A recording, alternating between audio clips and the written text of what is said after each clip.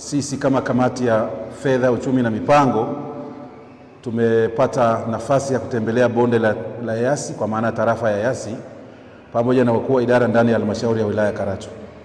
Tumetembelea miradi 6 yenye thamani ya bilioni 1.3 na miradi hiyo yote tumetembelea. Kwa bahati nzuri tumejionea na hakuna mradi hata mmoja umezorota. Miradi yote imeenda kwa wakati. Naipongeza sana serikali, naipongeza halmashauri ya wilaya Karatu, wakuu wa idara pamoja na madiwani wangu ndani ya halmashauri ya wilaya Karatu. Namshukuru Mheshimiwa Rais kwa nguvu kubwa aliyoweka kwenye halmashauri zetu. Kazi zinakwenda kwa wakati, changamoto zipo, lakini kwa miradi tuliyotembelea leo tumekuta kila kitu kimeenda kwa wakati.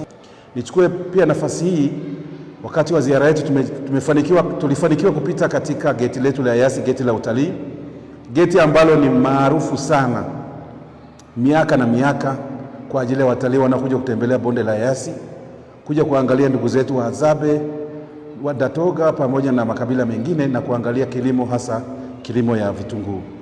Lakini kuna changamoto tumeikuta sisi kama kamati ya fedha na mipango tukiwa na wakuu wa idara. Geti la Eyasi na changamoto kubwa sana.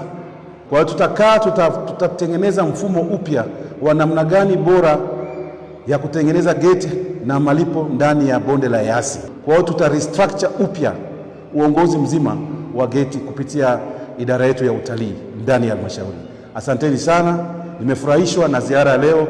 Kila kitu kimeenda sawa sawa na maendeleo yote ya halmashauri yamekwenda kwa wakati. Hongera mkurugenzi wa halmashauri, hongera madiwani, hongera na wakuu wa idara.